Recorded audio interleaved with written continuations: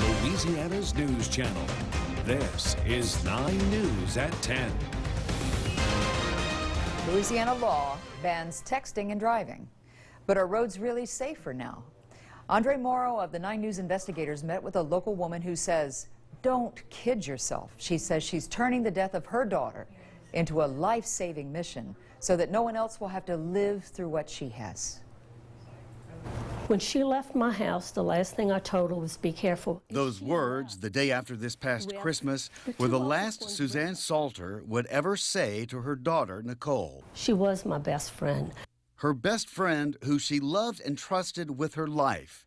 Each was always there for the other, always in touch, until suddenly they couldn't be. And how many times something happens in my life and I want to pick up, it's still now, I want to pick up the phone and call her and tell her about it. December 26, 2014 was a Friday. About 7 that night, Nicole left 2 of her kids with her mom and headed to Subway to get something to eat. She was stopped on Highway 190, waiting to make a left turn onto Isabel Lane. We'll never know if Nicole was even exactly aware of what came next. The police report says a car moving at 61 miles per hour was speeding towards her from behind. Did she have time to notice? Or was it just too sudden? Records show it smashed into Nicole's car, which police say was at a complete stop. Investigators tell Suzanne Salter the impact killed her instantly. On the police report, the 19-year-old driver who rear-ended Nicole writes, I did not even know I'd gone into the other lane until there was a crash. I don't know who I hit. I just remember a big thud. This was not an accident. This was a crash that killed my daughter.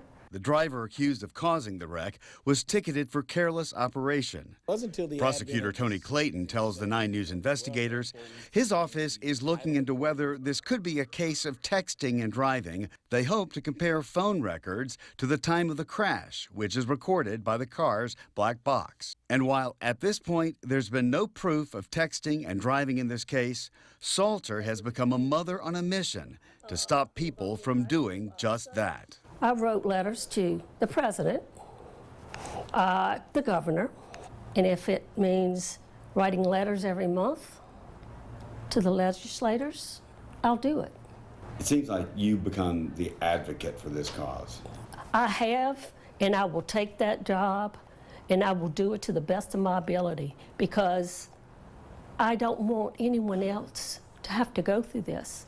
As a mother, I will try to survive, but it breaks my heart that her children won't have a mother. When texting and driving became illegal in Louisiana, authorities proclaimed it sent a clear message that the two don't mix. But in records obtained by the 9 News investigators from various police agencies, we learned some area parishes still haven't handed out the first ticket in the year from June 1st, 2014 to June 1st, 2015. During that time, across Louisiana, state police issued 825 tickets. In Baton Rouge, BRPD fined 82 drivers. And for EBR Parish, sheriff's deputies ticketed 25. There has to be consequences for this. The laws need to be changed.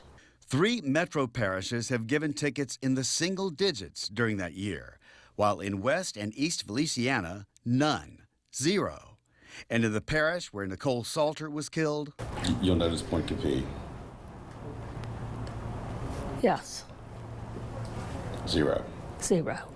How many more people have to die because they're driving and not paying attention to the road?